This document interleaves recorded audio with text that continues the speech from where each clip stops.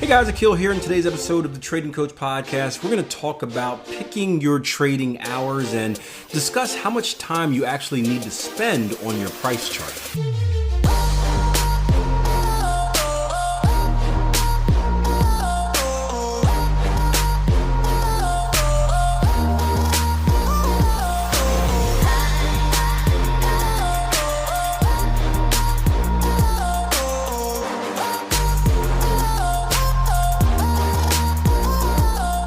Everything we do in trading, right, we need to have specific time frames for. So the same thing we talked about earlier, right? So I guess the one rule that we need to remember from today's session is, like, you can't just do whatever you want, right? So just like we talked about earlier, if you need to define a daily as your higher time frame, a 4 hours your trading time frame, a 60 as your lower time frame, for example, same thing with patterns, right? You can't just say, I'm going to be a pattern trader on every single time frame, right? You need to define what time frames you can trade patterns on. So you can't just do whatever you want. You have to have, you have to have a business plan.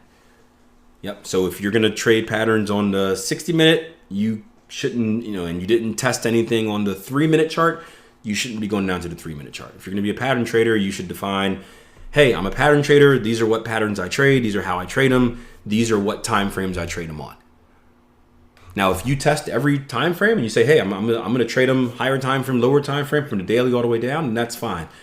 But you can't just, again, we can't go trade hunting. So we can't just wake up and be like, hey, I don't trade the 15, but I found a pattern on the 15 today, so I'm gonna trade it because it's a pattern on there. Like, no, you have to be allowed to trade the 15. So everything has to be organized. You can't just kind of randomly decide stuff.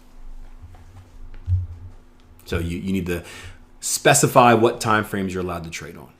Now, again, if you want to trade them on daily, 4 hour, hourly, 15, 10, 3, 5, that's fine, as long as you go through the right process into being able to do so. But there's no specific time frame that patterns have to be traded on. So there's nothing like it has to only be on the 30-minute chart and nothing else, nothing like that. You're gonna find them on weeklies, dailies, and minute charts everywhere.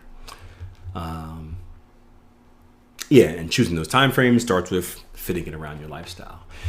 Or she says, everything that is taught in T1 can be applied to any time frame except for the FTB. Follow the bear.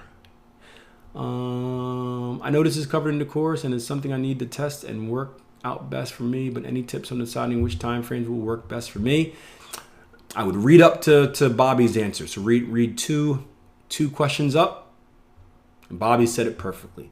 You want to fit your lifestyle, want to fit it into your lifestyle and what suits you. So that's we talk about that a lot here at Tier 1. Is one of the first things you should do is decide when you should trade. Can you be an active trader? Can you be a day trader, right? Do you have a couple hours to dedicate to only looking at the markets? Are you working a job where you only get a chance to check the charts once a day? Right? So depending on what your current lifestyle is, and even thinking about your future lifestyle, what you want your lifestyle to be in the future, that's going to tell you what your availability is. Now, if you're someone that has all the availability in the world, meaning you can trade, you can be a day trader, you can trade intraday, you can look at the charts whenever you want, you have maybe a job where you work from home and you have lots of flexibility, now your options are open. Now you can choose kind of which one you want to do instead of which one you have to do. But there are many traders out there where it's like, I remember talking to Chris a lot, and Chris is a truck driver, and Chris is like, man, I work all day, I want to day trade, but my routes are random, so I can maybe day trade twice a week, but it's not consistent. So he's like, hey, I want to go just something on the daily chart. That way I know I can get home, I can do my analysis at night, I can set my stuff up, and then maybe I sneak in a few hours in the morning or something like that before my shift starts, but sometimes your current lifestyle will force you into a certain direction. So I think the first thing you should do is kind of understand what your lifestyle is, what your limitations are, what your availability is, and then work your way around that.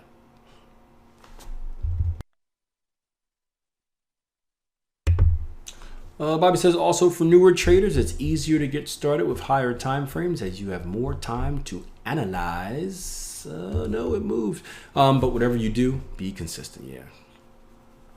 That should be a t-shirt. Whatever you do, be consistent. Not just for trading, for life. Whatever you do, be consistent. That's a good t-shirt. Okay, so if you could only be in front of your charts once a day for 2 hours, is it better to trade, say, the 15 chart and have 8 potential entries, or the 1 hour chart for 2 entries, or 4 hour for 1 entry? Does it make sense? So no, it's not as, you're not going to actively look at it doesn't quite work like that. So if you are a 4 hour trader, and obviously it depends on what type of trader you are. Let's just say you're a pattern trader, for example. If you're a 4 hour trader, you're probably identifying patterns days in advance. So you don't actually actively need to look at a chart to be a pattern trader on a 4 hour time frame, right? Whenever it is that you do your analysis, you can set your entries and your stops, and aside from any type of rolling of targets or active trade management, you don't actually need to look at the charts. If you're a structure-based trader, let's say you're doing stuff we talked about earlier, where you're identifying flag patterns and you're looking for breaks and retests and higher high, higher closes.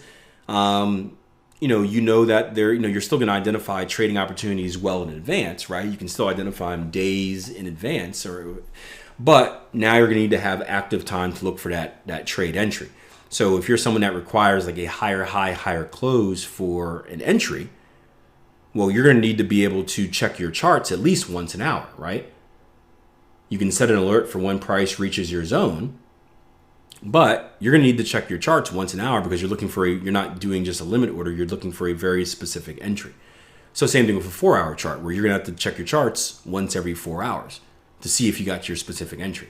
So again, do you need to be glued to your chart for an hour at a time? No, not at all, right? When the hour ends, right? If you're looking for a higher high, higher close right here in New Zealand, Canada, you can go do whatever you want for the next 40 minutes, and then come back with 3 minutes to spare and just see, okay, are we going to get there or not, right? And then do it. So you don't need to actively be in front of your charts for that, but you do need to have the ability to get to your charts in case you get your entry reason. But you can easily just do your normal round of analysis beforehand and then just check up on things every once in a while. So you don't need to actively be in front of your charts the whole time. Now, if you're a 15-minute trader, then you will, because then you're not going to be able to identify necessarily trading opportunities on the 15-minute chart days in advance, right? The market's going to move quicker. Therefore, you're going to need to be more active on the 15. You're going to need to actually watch it because things can change rather quickly. You can have a setup that wasn't there an hour before suddenly appear on the 15-minute chart. So the lower time frame you go, the more active you have to be in the markets as far as like paying attention to it. The higher time frames, you don't necessarily, the higher the time frame you go, you don't need to be as active. You just need to be able to check your charts once every hour or 4 hour or whatever it may be. Does that make sense?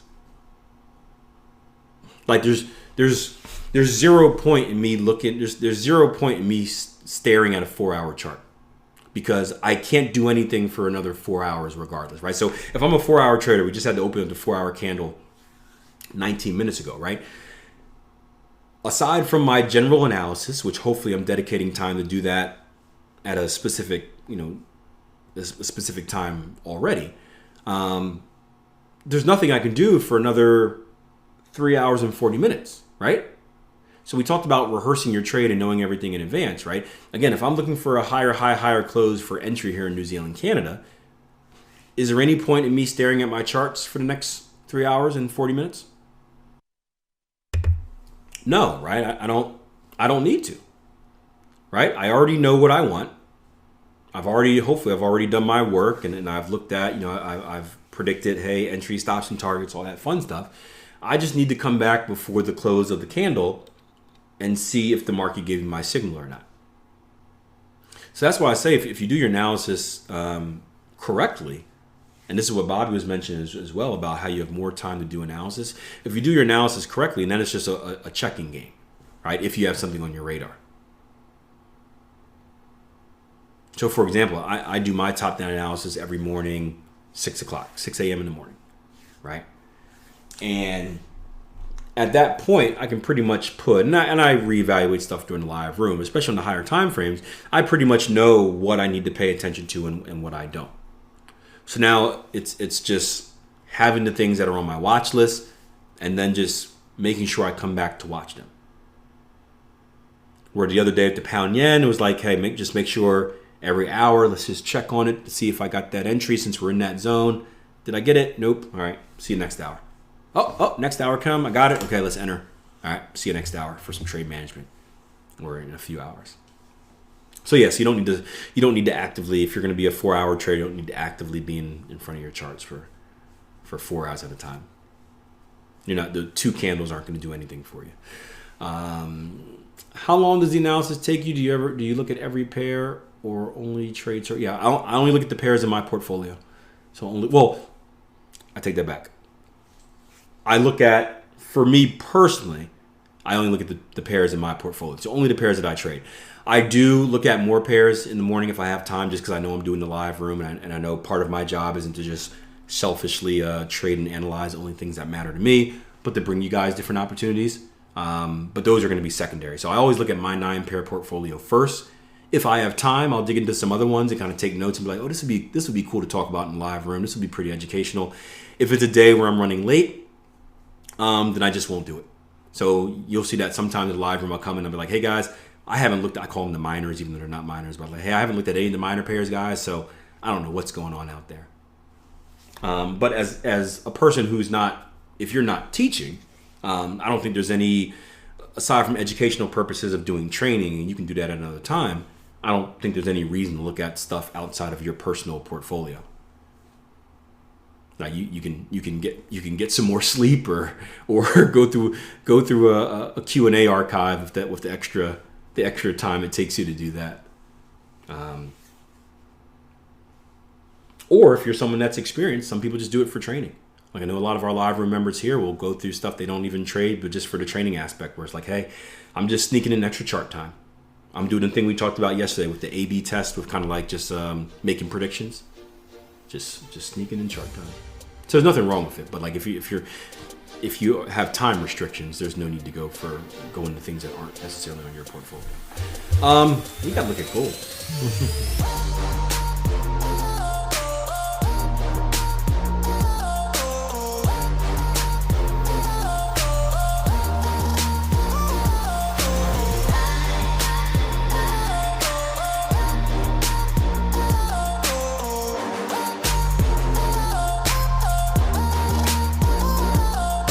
Hope you guys enjoyed that episode. Remember, I have a YouTube channel, youtube.com/Akil Stokes. All type of awesome content put on there multiple times a week. The weekend trading edge video and the midweek review or midweek markup, whatever I'm calling it. Check it out, youtube.com/Akil Stokes. Make sure you subscribe and make sure that notification bell is hit. That way you don't miss anything new.